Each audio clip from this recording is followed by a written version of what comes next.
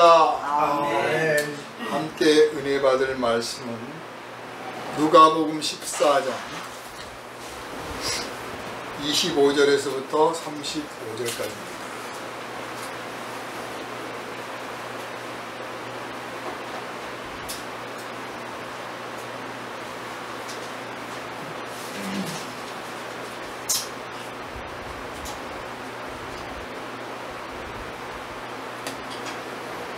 누가복음 14장 25절에서부터 35절.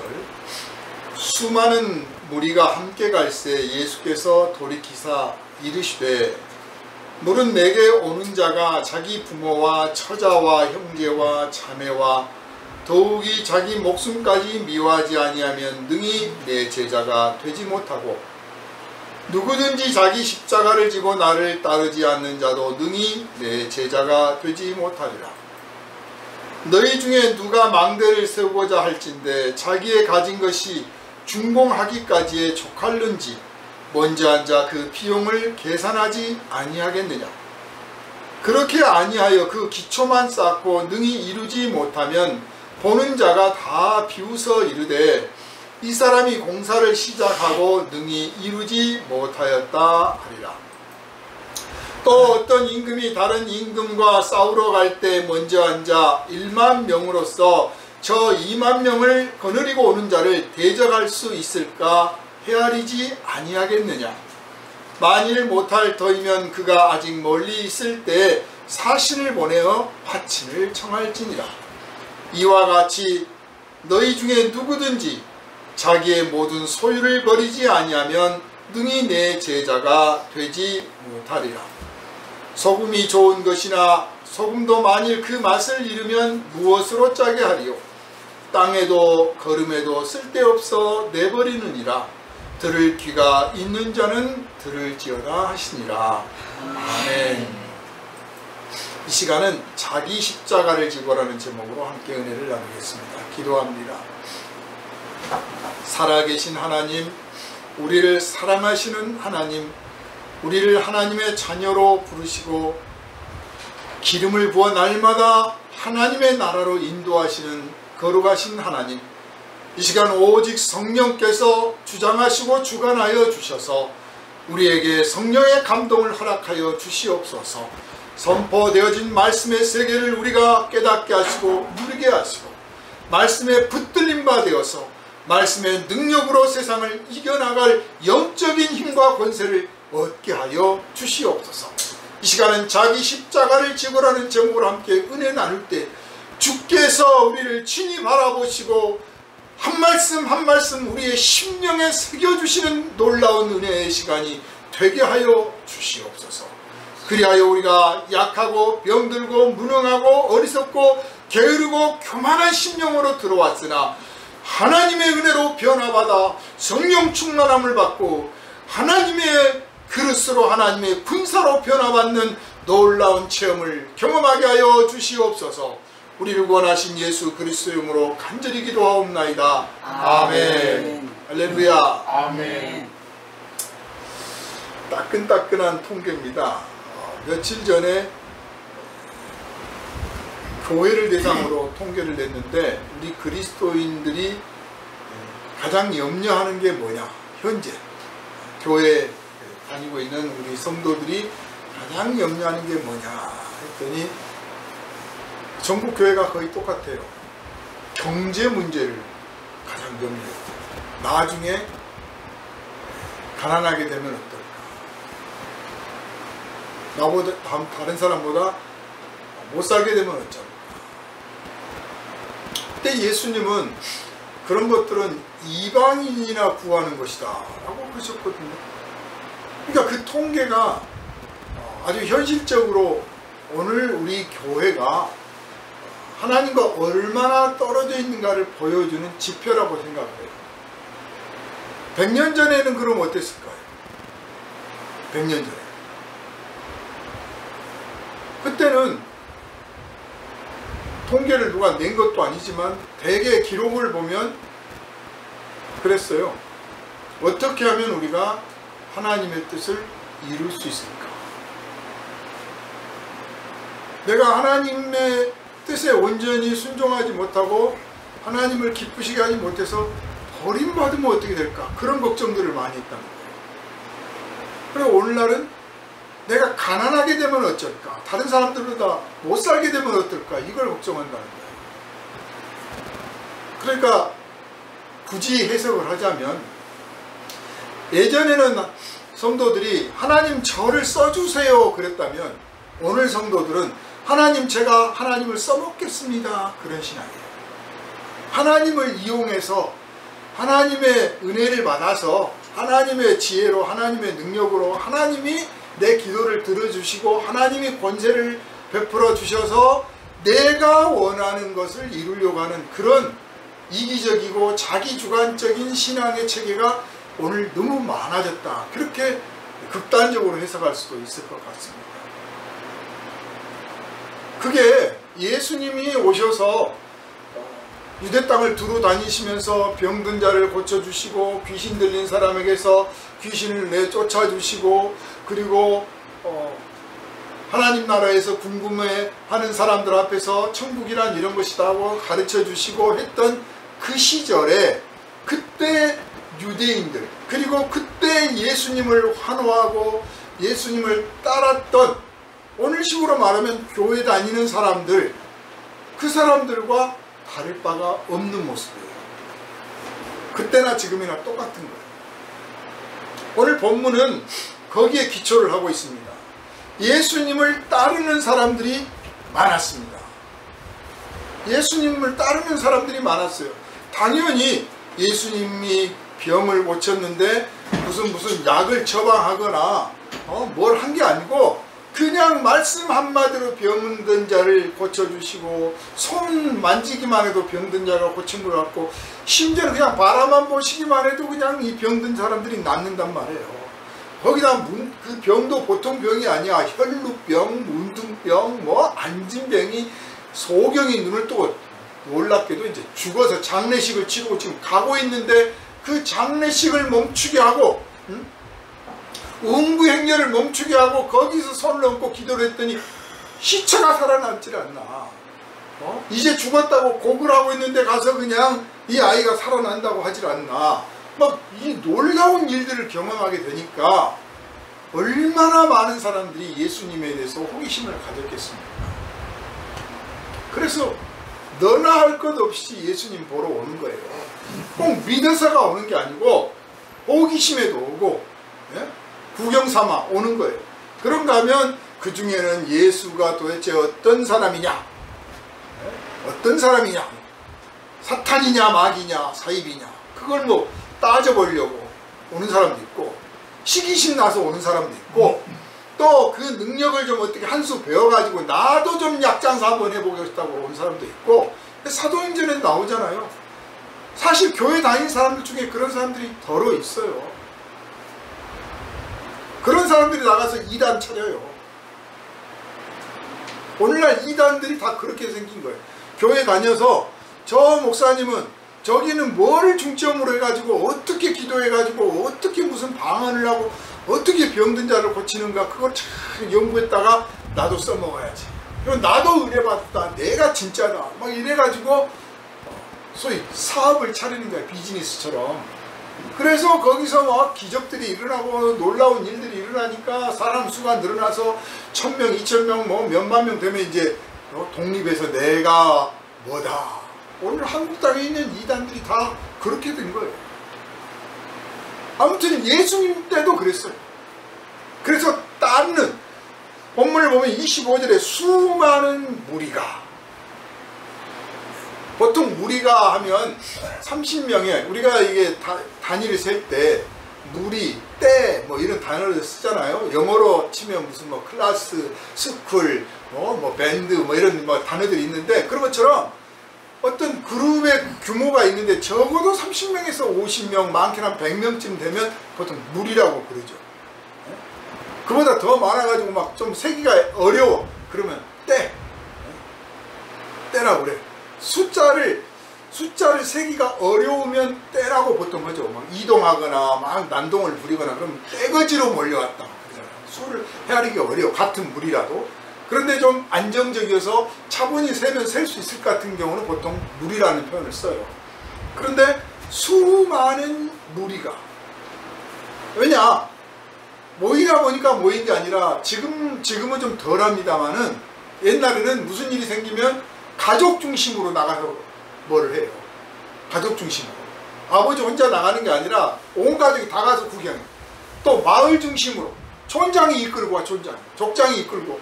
그래서 그냥 뭐 50명, 100명, 뭐 10명 막 이렇게들 몰려와서 예수를 만나는 거지, 한두 사람 오는 경우는 드물어요. 그런 경우들을 성경에 딱 기록해놨는데 대개는 죄인이라고 표현했어요. 그런 경우. 죄인, 아픈 사람, 혈루병에 걸린 여인이라든지 무슨 뭐 삭개오라든지 뭐 이렇게 해서 그런 사람들만 가족들이나 동네 사람들이 같이 안 도와줘. 그러니까 혼자 가서 예수를 만나는 거고, 대개는 예수님을 만나기 위해서 가족 단위로고, 뭐 중풍병자 같은 경우는 아주 가족들이 그냥 고쳐달라고 데리고 오잖아요. 항상 집단적으로 움직였습니다. 그래서 그렇게 모인 무리가 많아져서 도대체 수를 셀 수가 없어. 수많은. 그러니까 이게 100명인지 1000명인지 2000명인지 모르겠는데 5명 이하의 기적을 보면 4000명이 모였다, 5000명이 모였다 그랬잖아요. 아마 이 무렵에도 적어도 몇천 명은 된 것 같아요. 그렇게 해서 많은 사람들이 예수님을 따라옵니다.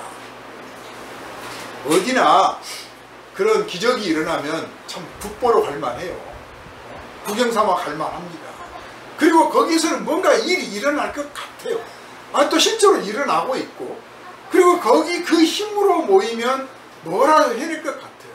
이게 군중심리가 그렇지 않습니까?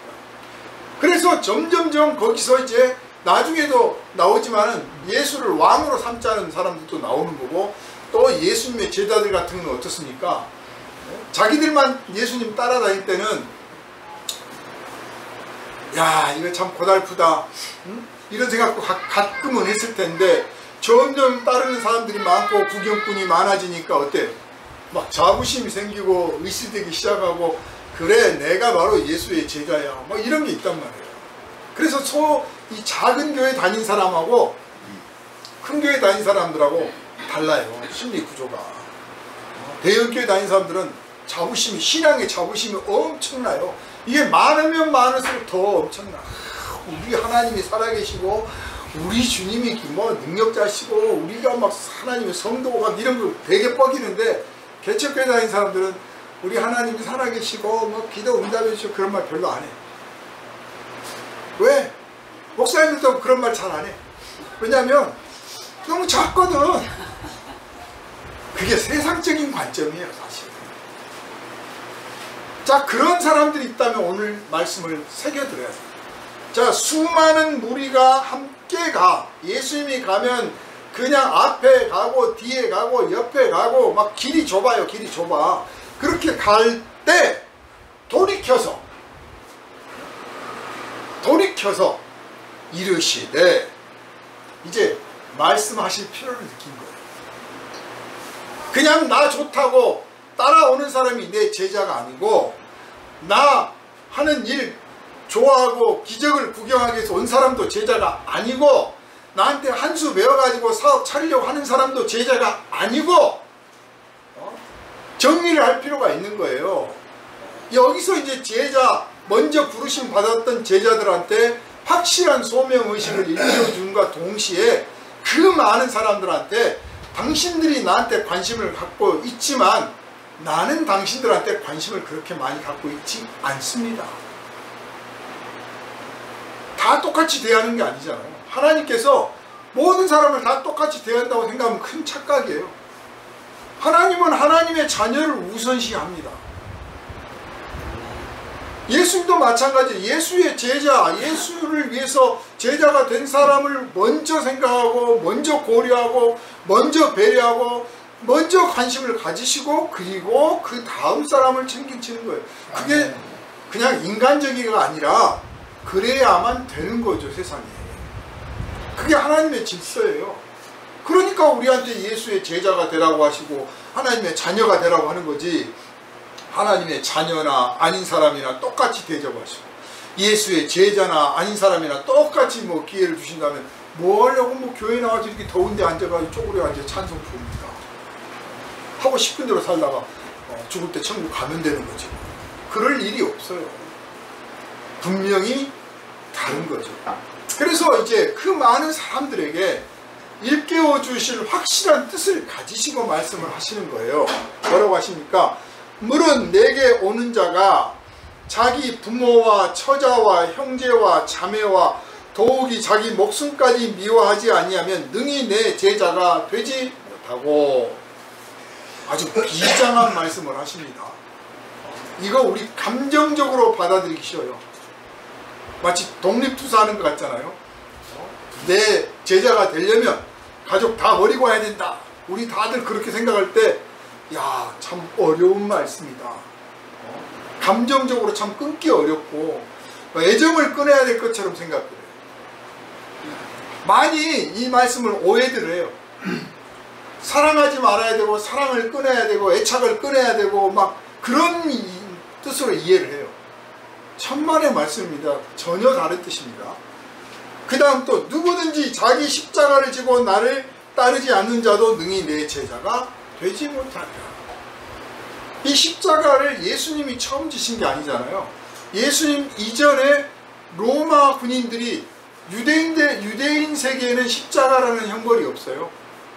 로마 군인들이 와서 십자가로 반란군들, 반란죄, 또 강도 이런 사람 아주 흉악한 중범죄자들만 시범 케이스로 십자가에 못 박아 죽였습니다.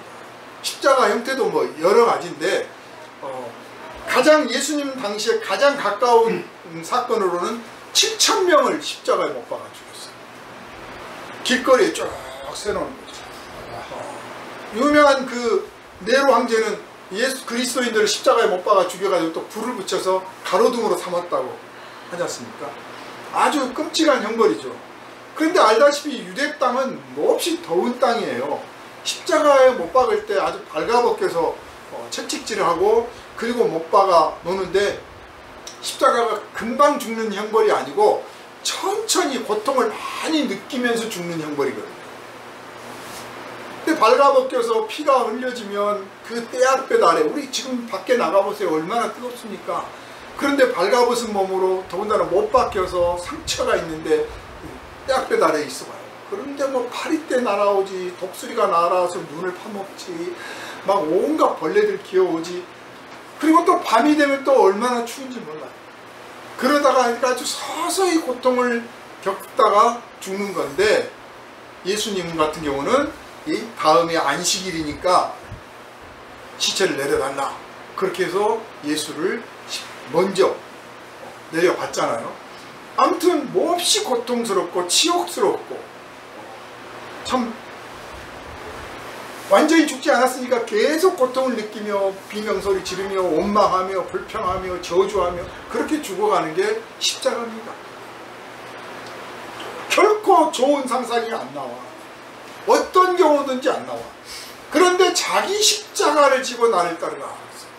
그래서 이 본문은 그때 당시에 많은 사람들이 이렇게 생각할 수 있어요. 로마에 대항해서, 로마에 맞서서 소위 독립운동하다가 잡히면 십자가 형벌을 당했거든.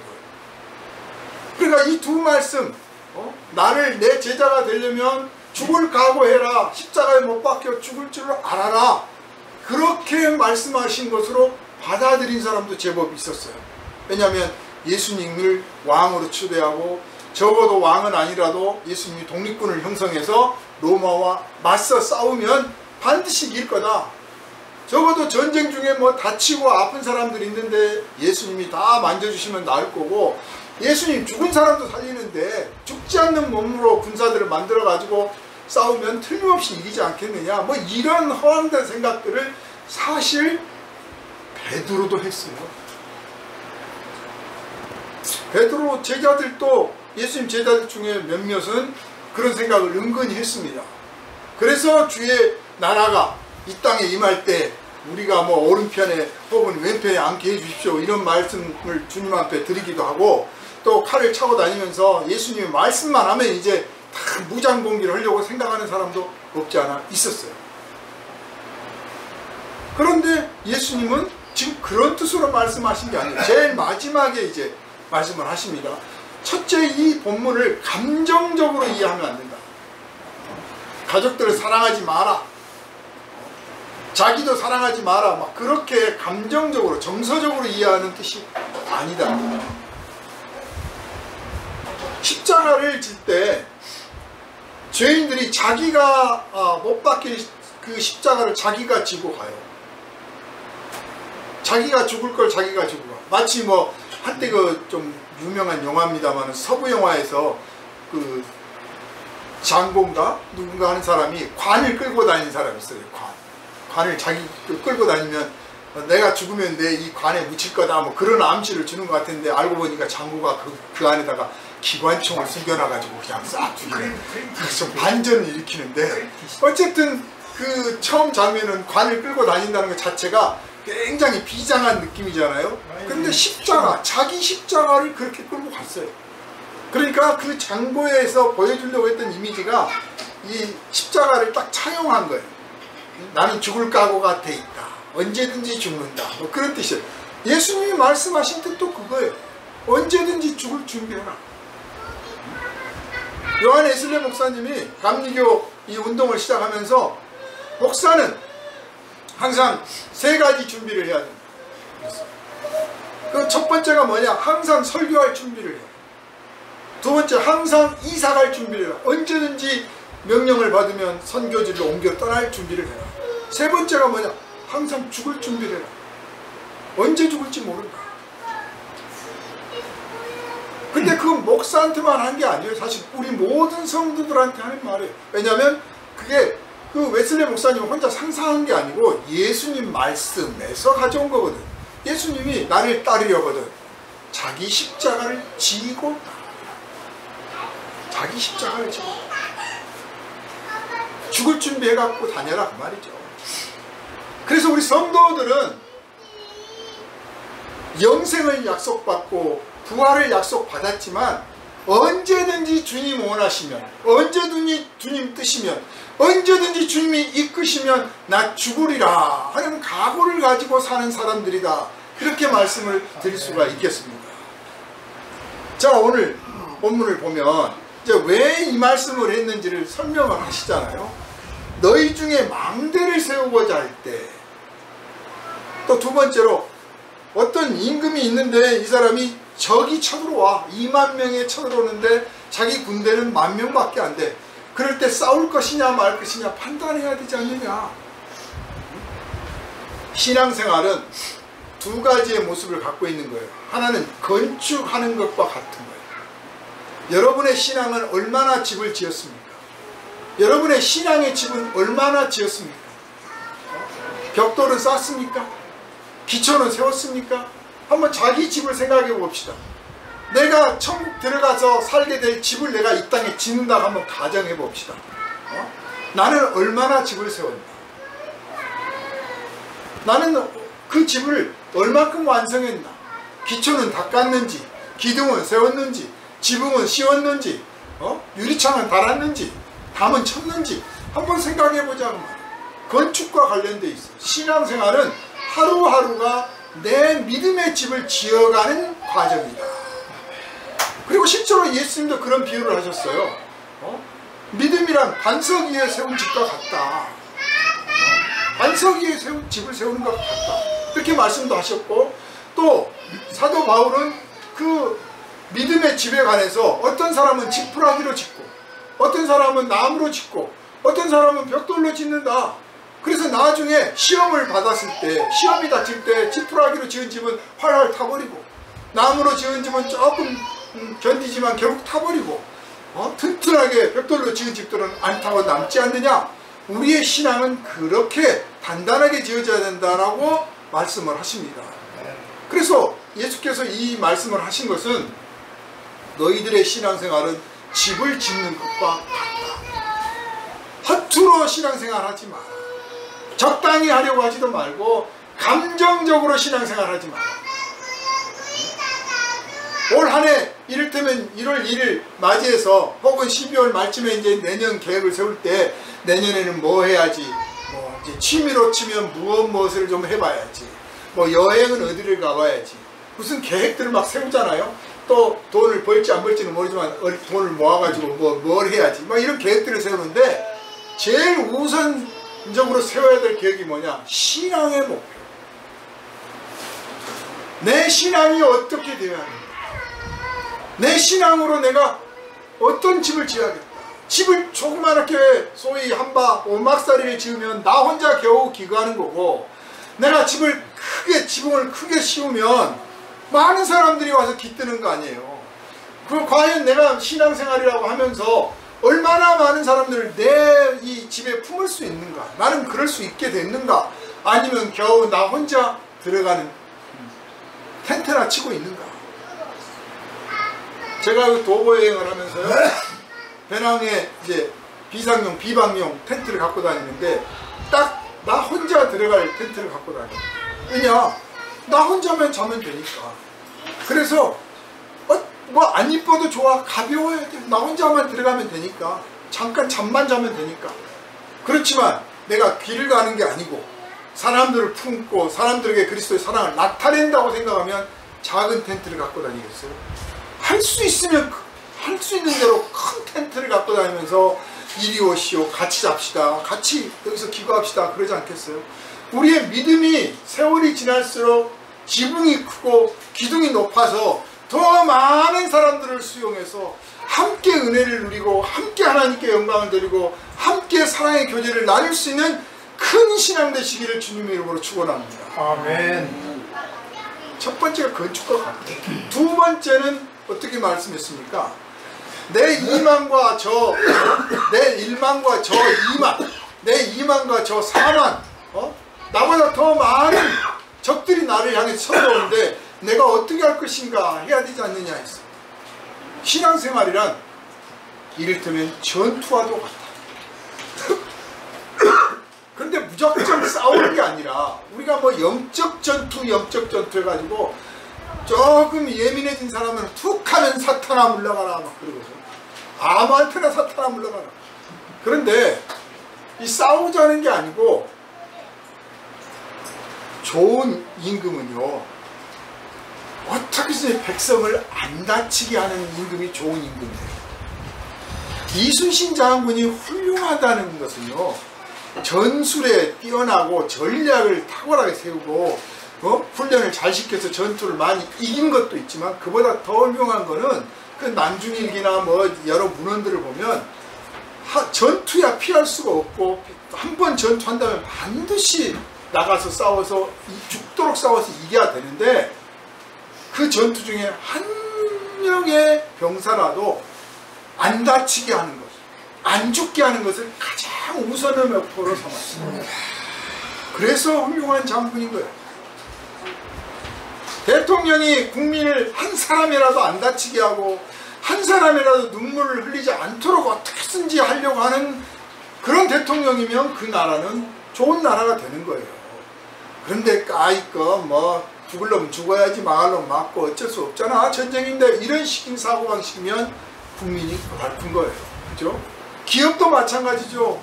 기업을 경영하는 기업주나 경영자가 직원들이 어떻게든지 손해를 보지 않고 어떻게든지 고생을 덜하고 편하게 일을 해서 돈을 많이 벌게 만드는 것을 최고로 목표 삼아야지, 너희들은 죽어도 몇 놈 죽어도 되고 돈 좀 벌었으니까 그럴 수도 있잖아 까짓 거 하고 돈만 많이 벌면 돼, 이러면 그 기업은 문제가 있는 기업인 거죠.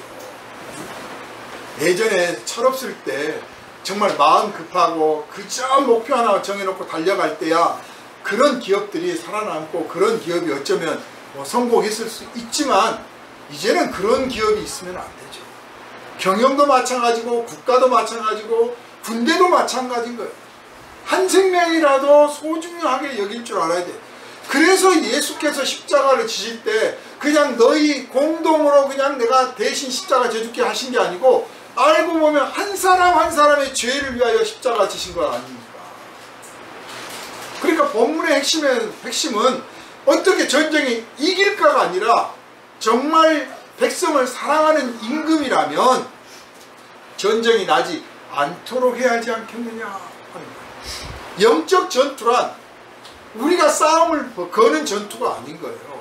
저들이 우리를 향해서 공격해오고 비난하고 비방하고 우리와 원수를 맺자 하고 교회를 무너뜨리려 하고 그리스도의 십자가를 모욕하고 그럴 때 그와 맞서서 어떻게 할 것인가? 그들과 맞서서 얼마나 내가 그리스도의 사랑을 나타내며 그리스도의 은혜를 전하며 인내하며 겸손하며 진실할 것인가가 영적 전투이지, 반기독교 세력을 막 무찔러버리고 내쫓아버리고 교회 비방한 놈들 아주 박살을 내버리고 이런 게 영적 전투가 아닌 거예요. 많이들 오해들 하는 거죠. 그러나 어쨌든 신앙생활이란 영적 전투의 생활이다. 그 가운데서 얼마나 은혜를 끼치고 긍휼을 베풀며 자비를 베푸는가 하는 것입니다. 내가 살면서 여러 가지 문제들을 겪을 수 있어요. 어떤 문제를 겪을 때마다 우리가 우리 자신을 돌아보면은 우리가 굉장히 예민해졌다는 사실을 알아요. 돈이 떨어졌다면 돈 문제 때문에, 건강이 악화되면 건강 때문에, 혹은 인간관계가 좀 틀어지면 틀어진 것 때문에, 혹은 뭐 내가 뭘 추구했는데 잘 안 됐다든지, 뭔가 아무튼 내가 계획하고 원하고 바라는 대로 잘 안 풀리면 우리가 어때요? 감정적으로 몹시 예민해져요. 예민해져 있기 때문에 이 평화가 깨져. 내 안에서 나부터 평화가 깨지고 나를 만나는 사람과 자꾸 부딪혀지고 평화를 해치게 돼. 하물며 전쟁하자고 덤벼들면 더 말할 것도 없죠. 거기에 막 맞으면 큰일 나는 거예요. 진실로 나는 그리스도의 은혜 가운데 있으며 십자가의 그 포용력을 내가 가지고 있는가, 그리스도의 사랑을 내가 나타낼 만한 그릇인가 늘 생각하시기를 바랍니다. 일이 어려울 때마다, 꼬일 때마다, 힘들 때마다 더욱 생각하시기를 바랍니다. 써놓기를 바랍니다. 마음에 새기시기를 바랍니다. 그래야 내가 화평을 이룰 수가 있어요. 화평을 이룰 수가 있어요. 하나님과 나 사이의 화평을 그리스도께서 이루셨듯이 사람과 사람 사이의 화평은 내가 십자가를 짐으로써 이루는 거예요. 그래서 자기 십자가를 져요. 자, 이렇게 말씀을 하시면서 마지막에 가서 뭐라고 하시냐면, 너희 중에 누구든지 자기의 모든 소유를 버리지 못하면 능히 내 제자가 되지 못하리라. 소유라는 표현을 쓰셨습니다. 우리가, 여러분 스스로 한번 돌이켜 보십시오. 내가 가장 소중하게 여기는 게 뭘까요? 자기 목숨이에요. 가장 소중하게 여기는 게 자기 목숨이에요. 두 번째로 소중하게 여기는 게 뭐냐? 가족이에요. 부모와 처자와 형제와 자매. 두 번째로 소중한 내 재산이며 가장 아낀 것이며, 만약 누가 해친다고 그러면 참을 수 없는 것, 견딜 수 없는 것. 그러니까 첫 번째, 물은 내게 오는 자가 자기 부모와 처자와 형제와 자매와 더욱이 자기 목숨까지 미워하지 아니하면 이라는 뜻은 뒤에 당신께서 스스로 해석을 해 주시는 거예요. 그게 바로 소유다. 그 소유를 버릴 줄 알아야 된다. 그 소유에서 자유로워야 된다. 왜냐? 더 큰 일을 하기 위해서 자기 부모와 형제와 처자를 미워하고 버린다는 뜻은 더 많은 부모, 더 많은 형제, 더 많은 처자, 더 많은 자매를 얻기 위해서 하는 거예요. 자기 목숨을 버리는 것도 더 많은 생명을 구하기 위해서 하는 거예요. 예수께서 십자가를 지신 이유가 내 한 목숨을 버려서 많은 생명을 살리려고 하신 거란 말이에요. 그러므로 우리가 더 많은 생명을 살리고 더 많은 이웃들에게 평화를 주기 위해서 내가 그것들을 먼저 포기하고 버릴 줄 알아야 되는데, 그냥은 안 버려져. 자기 목숨, 내가 오늘부터 목숨 버리겠다 그러면 버려집니까? 내가 부모, 처자, 형제 내가 이제 딱 끊고 일 시작합니다 그러면 그렇게 됩니까? 가만히 있어주는 경우도 있지만 손을 내밀고 야단치고 붙잡고 매달리고 마음이 쓸리고 생각이 나고 자꾸 걱정되고 막 그러는 거예요. 그래서 미워하라고 하신 거예요. 그런데 많은 분들이 모르고 있는 게 있어요. 내가 내 부모와 처자와 형제와 자매를 미워하고 내 목숨을 미워하면, 그러면 내가 소위 말해서 우리 유교적 관점에서 불효막심한 놈이고 아주 이상한 놈 되는 거 아닙니까? 하나님께서, 예수께서 우리에게 그런 못된 윤리가 무너진 도덕을 가르치고 계신가? 그게 아니에요. 네가 미워하고 네가 버리면 내가 그들을 보살피고 내가 그들을 챙겨주리라. 나한테 넘겨라 그 말이에요. 넘기되 어느 정도 넘기느냐? 미워한 것처럼, 아니 미워해서 나는 이제 신경 안 씁니다. 감정적이 아니라고 제가 표현했잖아요. 미워한다는 말은 결단이라는 뜻이에요. 결단. 부모를 막 미워해가지고 무슨 뭐 인민군 자아비판해가지고 우리 아버지 빨갱이 아니 뭐 저 남조선 찬양했습니다고 뭐 고발하고 막 그런 식이 아니라, 나는 주님 이제 내 부모 형제 처자를 떠나서 주님께서 나에게 주실 새로운 가족들을 향해서 나가겠습니다. 내가 거기에 쓰임받기를 원합니다. 그러면 이 내 사랑하는 가족들은 누가 책임지고 누가 돌봐야 됩니까?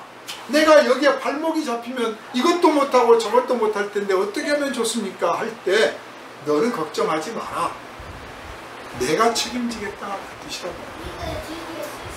그러니까 미워한다는 말은 감정적이라는 뜻이 아니고 현실적으로 뭘 하느냐예요. 내가 밥을 안 먹어. 그럼 미워하는 거죠. 나를. 누구한테 밥을 안 줘. 미워하는 거예요.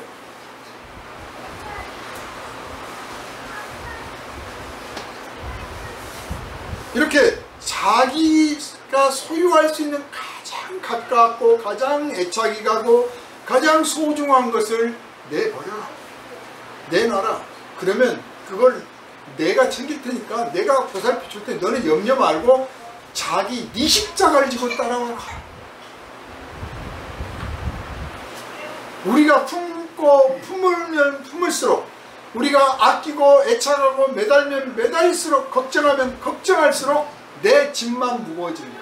일은 안 풀려. 그러나 주님께 맡기고, 주님 당신께 맡기겠습니다. 나는 걱정 않겠습니다. 나는 당신이 바라시는 거룩한 일, 큰 일, 봉사하는 일에 한번 내 기꺼이 한번 써보겠습니다. 큰 일이 됐든 작은 일이 됐든 내 인생 한번 거기 걸어보겠습니다 하면 잘하였다, 내가 책임져 주마 해 주실 줄 믿습니다. 아멘. 소유를 버리십시오. 자, 그래서 이제 자기 십자가를 지라고 이제 말씀을 하시니까 한번 생각해 봅시다. 자기 십자가 지라고 그러잖아요. 그런데 우리 성도들이 자기 십자가는 안 지고 남이 어떤 십자가 지고 가는가만 따져요. 다른 사람 십자가에 관심이 많아. 다른 잘하느니 못하느니, 저 대목에서는 저 사람이 죽어줘야 되는데 저 사람이 저럴 때 나 잘못했습니다 하고 다 그냥 멋있게 되는데, 그 남에 대해서는 많이 하는데 자기는 십자가를 안 져. 자기 십자가를 지라고 했잖아. 어떤 사람은 아주 무거운 십자가를 지고 하고 높이 매달린 십자가를 지고 가는가 하면, 어떤 사람은 아주 작은 십자가를 지고 하고 가벼운 십자가를 지고 갑니다. 뭐 어떻습니까? 놔두세요. 괜찮아. 걱정할 거 없어요. 그 사람 몫의 십자가 그 사람이 지고 가는 거예요.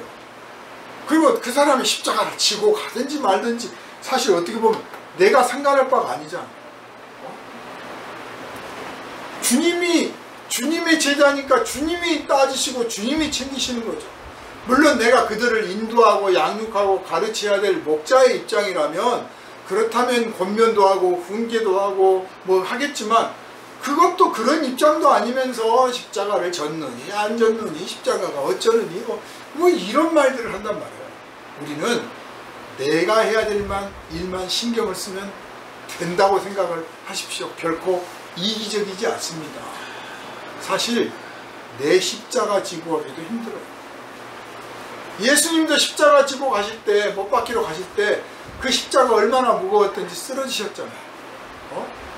그래서 다른 사람이 가서 십자가 대신 져줬어요. 우리가 십자가를 안 지니까 십자가 질만 할 것 같고 별거 아닌 것처럼 생각을 하는 거예요. 그러나 정말 십자가의 길에 들어서면 주여 내가 못 지고 가겠습니다. 저절로 나와. 도와주세요 주님. 저 좀 일으켜주세요 주님. 저 좀 세워주세요 주님. 저절로 나온다니까요. 근데 십자가를 안 지고 있기 때문에 아이고 저 사람은 십자가를 졌느니 안 졌느니 이러고 십자가 까이꺼 그러고 있는 거예요. 십자가 엄청나게 무겁습니다. 그렇게 만만한 게 아닙니다. 자기 십자가 지고 가는 사람 되시기를 바랍니다.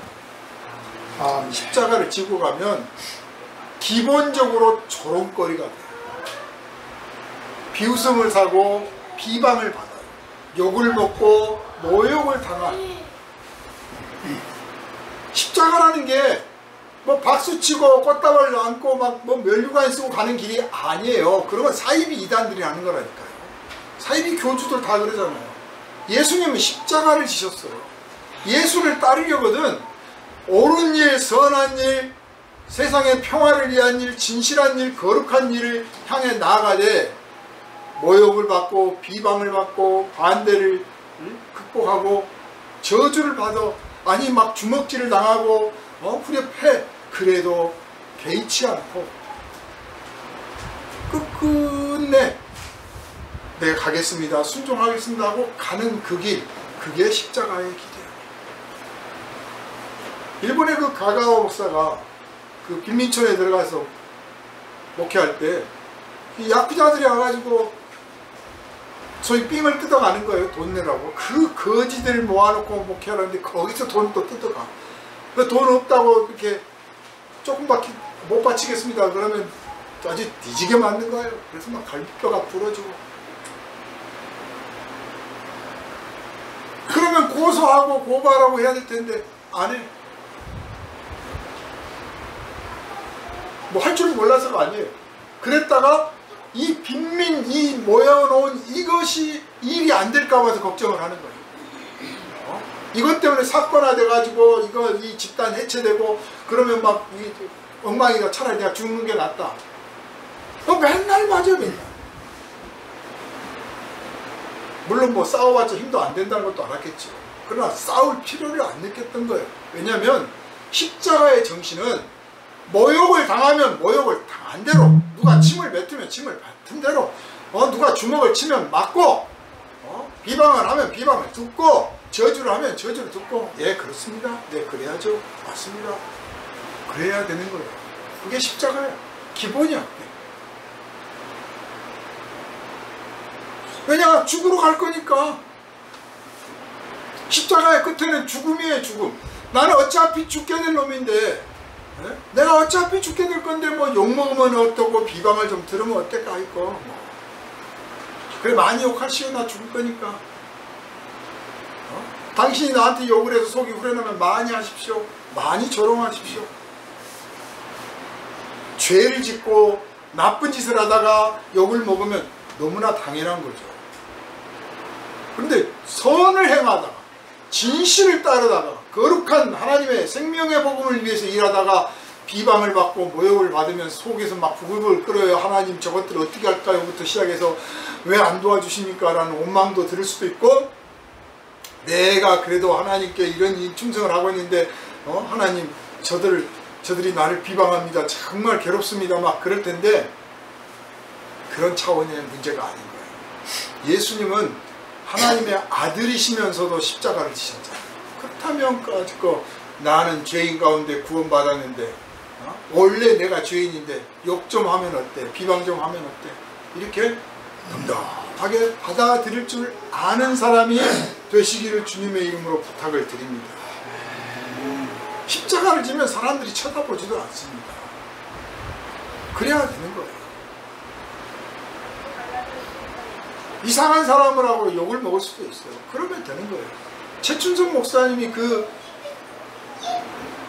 서울에서 인천에서 서울까지 오는 그 도로에 있는 주변의 땅이 다 당신 땅인데 그거를 6.25 전쟁 나니까 다 피난 온 사람들한테 다 나눠주고 자기는 거지처럼 생활하고 또 남북이 갈라지니까 독립운동 했던 입장에서 민족이 원수가 돼서 갈라지니까 그걸 참을 수가 없어서 신발을 신지 않고 맨발로 다니면서 왜 조국이 갈라졌느냐, 왜 이런 지경이 됐느냐고 지하철 다니면서 전도하고 다니셨는데 다 미쳤다고 그랬어요. 그 뜻을 누가 알아? 왜 신발을 안 신냐는 거지. 그래서 차표 끊어서 내가 탔다는데 영무원들이 와가지고 끌어내려요, 강제로. 왜? 신발 안 신었다는 거예요. 나 표 끊었어요. 표가 있으면 타는 거 아니냐고. 아니, 맨발이니까 안 된다는 거. 이상한 사람 취급해서 전철에 끌어내렸습니다.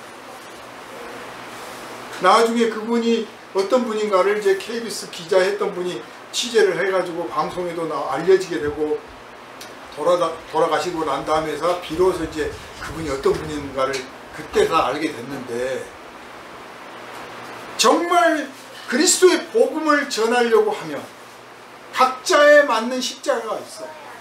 자기 몫의 사명이 있어요. 각자가 사명이 달라. 똑같을 수가 없어. 그래, 그분은 나는 지하철 다니면서 왜 민족이 갈라섰느냐, 왜 너희는 진실하지 못하느냐, 그렇게 써붙이고 다니는 게 내 사명이다. 미쳤다고 해도 좋고 어리석다고 해도 좋고 누가 뭐래도 좋다. 근데 그분들 자식들은 목사가 되고 그분들 제자들은 대학 교수가 되고 목사가 되고 아주 훌륭한 분들이 많이 나왔어요. 그럼 선생님 저희랑 같이 하십시오. 아니야, 나는 사명이 달라. 내 몫의 십자가가 있는 거야. 여러분, 다른 사람의 십자가 부러워하지 말고, 다른 사람의 십자가 모방하려고 하지 말고, 여러분 스스로 돌이켜보고 여러분 스스로를 살펴보면 여러분에게 맞는 십자가 있는 줄을 아시기를 바랍니다. 그 십자가 발견해서 그 십자가 지고 가시기를 바랍니다. 그 십자가 지고 가면 무겁겠지요, 힘들겠지요. 그러나 주님이 도와주십니다. 함께 해주십니다. 어떤 사람들은요, 자기 십자가는 딱 내버려두고 다른 사람 십자가에 대해서만 간섭하고 챙겨. 목회자들이 많이 그럴 수 있어요. 신앙생활 좀 제법 오래 하면, 집사, 전도사, 장로 이렇게 하잖아요. 오래 좀 하면 자기는 십자가 안 져. 다른 사람만 뭐 하는 것만 관심 쓰고, 이 십자가입니다, 이거 져야 됩니다. 자기는 안 져. 어디다 던지지도 몰라. 그래서 예수님 지금 말씀하시잖아요. 따르는 무리가 많으니까 나를 따르려거든 자기 십자가를 지라고 그랬잖아요. 정신 차려라. 당신들이 나를 아무리 따라도 내 제자가, 진짜 제자가 되는 건 아니다라고 지금 말씀하시는 거예요. 그래서 어떤 분들은 참 양심적이에요. 아, 난 신앙생활 못할 것 같아요. 몰랐으면 모를까. 자기 십자가를 지고 따라와야 된다는데 나는 못할 것 같아요. 그래서 나 교회 못 나가겠어요. 참 양심적이야, 차라리. 어거스틴의 관점에서 보면 그런 사람이 오히려 그리스도인이 되기 쉬운 사람이고, 어쩌면 진짜 그리스도인이 될 수 있는 사람인 거예요. 근데 대개는 어떠냐? 오늘 한국 교회는 어떠냐? 그 경제가 걱정이라고 그랬잖아요. 십자가를 지는 척 하고 다녀. 십자가를 지는 척 하고 다녀.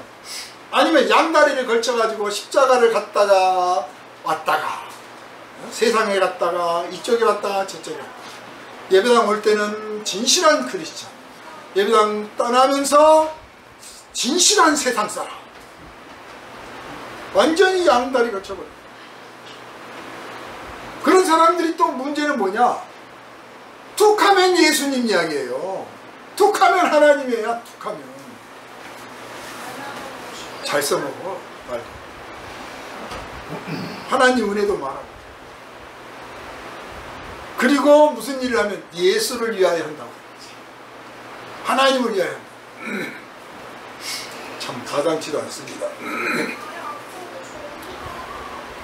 자기 십자가에 주목하면 다 끊어지는 겁니다.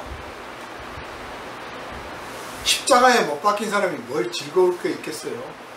아니, 지금 못 박히지 않고 십자가를 지고 가. 지금 저기 가서 죽을 거야. 그 뭘 애착을 갖겠습니까? 뭘 즐길 게 뭐 있겠어요? 내가 저기까지 끝까지 한번 내가 쓰러지지 않고 한번 가리라. 거기에 모든 게 집중되지 않겠어요? 우리의 소유를 어떻게 할 것인가 예수님이 걱정하지 말라고 그러시잖아요. 미워하라고 그러잖아요. 내가 지금 내 목숨도 미워하고 내 부모, 형제, 처자, 자매까지 다 미워하는데 뭘 부유하고 경제를 걱정을 하냐. 그건 당신께 맡기고 주님께 맡기면 주님이 주시는 대로 내 분복대로 살게 되리라고 믿습니다. 자, 십자가는요, 알다시피 내가 만든 것도 아니고 내가 뭐 목표 지점 정해가지고 가는 것도 아니에요. 우리들이 또 많이 오해들 하는 게 십자가를 진다니까 내가 다 뭐 그 상상하고 계획하고 나는 어디 가서 전도를 하고 내가 뭘 해. 이게 아니에요. 거기가 십자가가 못 박히는 데가 아니고 언제 어떻게 십자가 사건이 일어날지 몰라. 십자가는 큰 그림이에요. 큰 일일수록 큰 그림이라 드러나질 않아. 죽을 때가 돼서 결론에 이를 때가 돼서 주께서 나를 여기까지 이끄신 게 여기서 죽으라고 하신 거구나 하는 거예요. 하나님께서 나에게 여기서 죽으라고 이끄셨구나 하고 때가 되면 알게 되는 거예요. 뭐 지금부터 막 저것이 내 십자가네 막 그 말할 것도 없고요, 자랑할 것도 없습니다. 많은 분들이 뭐 간증한다고 하면서 막 자기 십자가 할 때 막 자기가 목표정해놓고 그게 십자가라고 그래요. 그럴 필요 없어요. 내가 거기서 죽을지 딴 데서 죽을지 아무도 모르는 일이에요. 또 십자가니까 많이들 오해하는 게 고생하는 걸 십자가인 줄 알아요. 물론 십자가를 지고 가 무척 힘든 일이죠. 그리고 못 박혀 죽을 때까지 기다린다는 더욱더 힘든 일이죠. 그러나 그게 고생이란 뜻은 아니에요. 그러니까 세상의 모든 고생, 그리스도인이 하는 모든 고생은 다 십자가가 아닌 거예요. 십자가는 거룩한 목표와 거룩한 뜻을 가지고 자기가 기꺼이 희생하려고 해서 된 것이 십자가이고, 세상 살면 당연히 고생들 하잖아요. 우리 성도들이 너무 고생들을 안 하려고 그래요. 몫을 안 치르려고 그래요. 저절로 되는 일이 어디 있습니까? 그런데 놀랍게도 예수 믿는 사람들이 기도해가지고 주가 오르기를 기도를 하고 있거나, 예? 주가를 어떻게 하나님이 올려주시나, 주여 주가가 올라야 됩니다 기도하고 있거나, 땅값이 올라야 됩니다 기도하고 있고, 웃기는 짬뽕이에요 정말. 이거 내가 값을 치러야 될 것들이 있어요. 예전에는요, 사업을 잘하려면요, 예전에 뭐 도제 체제이고 그렇게 오늘날처럼 사업이 이렇게 복잡하지 않았잖아요. 식당을 하든 뭘 하든 간에 가서 열심히 배워, 뭐 몇 년 배우고 비법을 전수받고 가서 딱 차리면 됐습니다. 지금은 안 그럽니다. 지금 몇 년 배우고 뭐 비법을 배우고 그것도 필요하겠죠. 지금은요, 계속 공부해야 돼요. 끊임없이 어떻게 하면 맛을 낼 것인가, 어떻게 하면 서비스를 향상할 건가, 계속 공부해야 되고, 계속 고객들에 대해서 묻고 관심을 보이고 그들이 원하는 게 뭔지를 파악해야 돼요. 안 그러면 금방 다른 경쟁자가 와서 이겨버려요. 가만히 앉아서 부흥된다, 그런 일 없어요. 그런 때가 지나갔어요. 십자가 세워놓고 이 교회 간판 딱 붙이면 그냥 묻지 않아도 지나가다가도 은혜 받았다고 막 들어오는 시절은 지나갔다니까. 나가서 전도하고 권면하고 기도해주고 걱정해주고, 그래 몇 년을 해야 내가 그 교회 한번 갈까 말까 하는 시대가 됐어요. 전도뿐만 아니라 인생살이가 그렇잖아요. 하나님과 관련해서도 특히 더 그렇습니다. 너무나 값을 치르지 않으려고, 너무나 편히 앉아서 은혜를 받으려고, 십자가를 안 지고 천국을 가려고 그래요. 분명하게 예수께서 말씀하시잖아요. 누구든지 나를 따르려거든 자기 십자가를 지라. 이 말씀은 바꿔 말하면 천국을 원하느냐, 그렇다면 십자가를 져라 그거죠. 근데 십자가를 안 지면서 천국은 가려고 그래요.